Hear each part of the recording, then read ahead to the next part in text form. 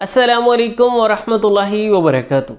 मैं हूं कि मोहम्मद साजिद फ़ारूकी। उम्मीद करता हूं आप खैर वाफ़ियत से होंगे इंशाल्लाह और मेरी वीडियो से इस्तिफ़ादा कर रहे होंगे। कुछ दिन पहले एक इंतहाई सादा मगर मौसर नुस्खा मैंने आपके साथ शेयर किया था जिस्मानी कमज़ोरी को दूर करने के लिए, ख़ास तौर पे जिनसी मसाइल जो पैदा हो जाते हैं उम्र के बढ़ने के साथ साथ या वक़्त से पहले भी, तो अपनी खोई हुई तवानाई को बहाल करने के लिए, तो उस पर एक हालिया मिलने वाला फ़ीडबैक मैं आपके सामने रखूँगा, ऑफ़ कोर्स पेशेंट की इजाज़त के साथ। अल्हम्दुलिल्लाह ये मेरे लिए कोई नई बात नहीं है।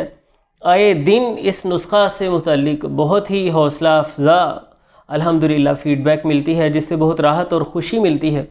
तो चूँकि मैंने ताज़ा ये नुस्ख़ा आपके सामने रखा था और जैसे ही मैंने ये वीडियो अपलोड की, अगले दिन ही किसी शख्स ने ये बनाया, इस्तेमाल किया और फिर उसने शुक्रिया अदा किया।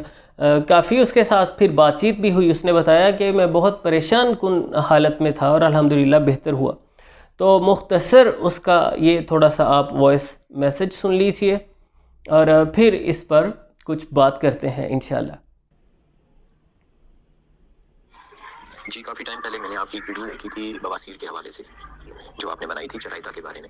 तो अल्हम्दुलिल्लाह काफ़ी सारे मरीज़ जो है ना, अल्लाह पाक का एहसान है कि ठीक हो चुके हैं और मैं फ़ीस भी चराइता वाली बना के कैप्सूल्स वगैरह में भर के तो देता हूँ लोगों को, तो जल्दी उनको इंशाल्लाह अफाका हो जाता है। तो अभी मैंने बनाई थी आपकी जो लेटेस्ट अभी वीडियो आई थी कमज़ोरी के हवाले से, असाबी कमज़ोरी और जिस्मानी ताकत के हवाले से, वो भी मैंने बनाई है, इस्तेमाल किया और अल्लाह पाक का एहसान है कि मुझे जो हड्डियों का और पट्ठों का दर्द था और लागरपन, उसके बाद सुस्ती वगैरह थी, वो एक ही खुराक में ना अल्लाह पाक ने मुझे जो है ना सेहतियाबी दी है। तो इंशाल्लाह मेरी दुआओं में हमेशा रहेंगे। तो ये कुछ बात आपने सुनी उनकी। इसके अलावा भी उन्होंने बताया कि कमर दर्द से मैं शदीद परेशान था। कुछ वक्त पहले हादसा हुआ था तो उस वजह से मेरी कमर में बहुत दर्द रहती थी। अल्हम्दुलिल्लाह उसमें भी खातिर खा अफाका है और मैं बेहतर महसूस कर रहा हूँ। ये जिनसी मामलात की कैसे इस्लाह करेगा, मैंने दर्जा बदर्जा इन सारी चीज़ों के मोड ऑफ़ एक्शन की वजाहत की थी उस वीडियो में। तो आज थोड़ा सा मज़ीद समझ लेते हैं कि ये किस तरह इंतहाई मुअस्सिर किरदार अदा करता है हमारे मसाइल को ख़त्म करने में। इसमें सबसे पहले सूंड है जो वैसोडाइलेशन का काम करती है, खून की नालियों में लचक पैदा करती है, ब्लड फ़्लो को बेहतर बनाती है, जिससे ऑक्सीजनेटेड ब्लड पूरे बदन के खलियात को, सेल्स को मिलता है, जिसम में मुनासिब हरारत भी पैदा होती है, दर्द ख़त्म होती है और तवानाई आती है। असगंध नागौरी है इसमें जिसका डायरेक्ट असर होता है हमारे नर्वस सिस्टम पे, आसाबी निज़ाम की कारकर्दगी को बेहतर बनाती है, मस्कुलर स्ट्रेंथ देती है, ब्लड फ़्लो को बेहतर बनाती है, पट्ठों के अंदर जो खचाव तनाव की कैफियत पैदा हो चुकी होती है उसे ख़त्म करती है, जो हमारे वर्टिब्रल जॉइंट्स हैं उनका दबाव कम करती है, जिससे बैक पेन में भी कमी आती है और बदन इंसान का एनर्जेटिक हो जाता है, तवानाई महसूस करते हैं हम।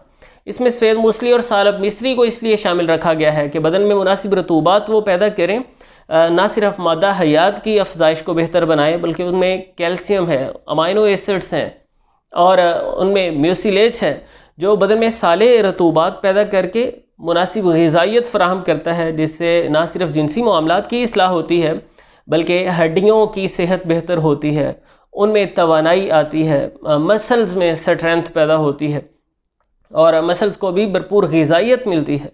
और सतावर आप जानते हैं हार्मोनल इम्बैलेंस को दूर करने के लिए बहुत अच्छी है। मजमूई तौर पे ये हार्मोनल इम्बैलेंस को ख़त्म करती है, जिस्मानी तवानाई को बेहतर बनाने में इसका बहुत अहम किरदार है। तो इस तरह ये एक बड़ा मुनासिब सा नुस्खा बन जाता है जिसमें ना रतूबत पैदा करने वाली ज़्यादा चीज़ें हैं, ना सर्दी तरी खुश्की पैदा करने वाली, मतलब सुंड है जो हरारत पैदा करेगी, सफ़ेद मूसली सालब मिस्री वगैरह से जो रतूबात पैदा होंगी उससे बदन में सुस्ती वगैरह के असरात पैदा ना हो या डाइजेशन डिस्टर्ब ना हो, उसके लिए हमने असगंध को भी इसमें शामिल रखा है।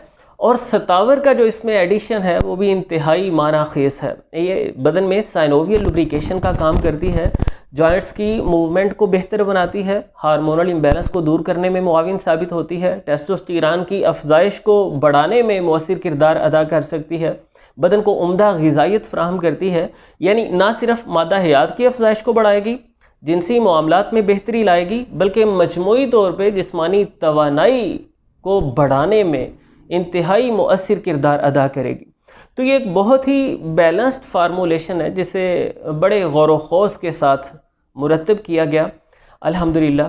अगर आपने वो सबका वीडियो नहीं देखी after 50 regain your lost vitality, तो आपको ज़रूर देखनी चाहिए। वहाँ बहुत सी बातें मैंने की हैं जो समझने से ताल्लुक़ रखती हैं। मैं उस वीडियो का लिंक डिस्क्रिप्शन में डाल रहा हूँ। बाकी नुस्खे की हद तक तो मैंने चीज़ें यहाँ भी दोहरा दी हैं। आपको बराबर वज़न में ये पाँचों चीज़ें ले लेनी हैं। अगर माली तौर पे मुश्किलात हैं तो सालब मिस्री ना लें, वो महंगी है, बाकी चीज़ें मुनासिब कीमत पे मिल जाएंगी, या वो हाफ़ डाल लीजिए। अगर आप बाकी 4 चीज़ें 20-20 ग्राम डाल रहे हैं तो सालब मिस्री 10 ग्राम डाल लें।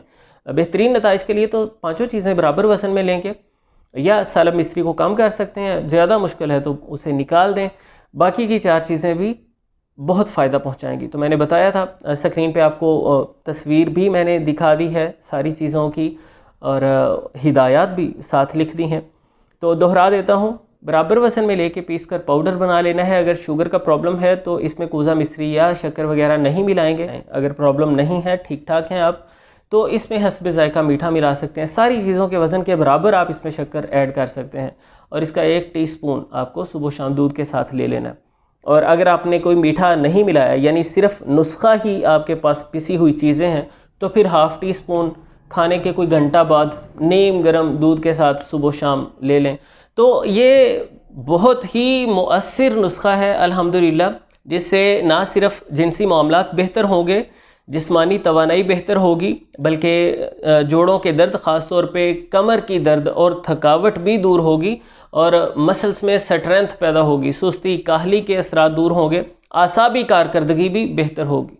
तो साथ इनके वॉइस में जो आगाज़ का आपने शुरू वाला टुकड़ा सुना चरायता के मतलब वो कह रहे हैं, तो यहाँ पे मैं अपनी एक स्टेटमेंट की थोड़ी सी इस्लाह भी करना चाहूँगा। आगाज़ में जो मैंने चरायता बवासीर के लिए बताया था, तो उसमें मैंने कहा था कि देसी चरायता ज़्यादा काम करता है, लेकिन उसके बाद बारहा जब तजरीबात किए गए तो अल्हम्दुलिल्लाह देखा गया कि नेपाली चरायता है या इंडियन चरायता है, बस जो चरायता है वो बवासीर के लिए बहुत अच्छा रहा अल्हम्दुलिल्लाह।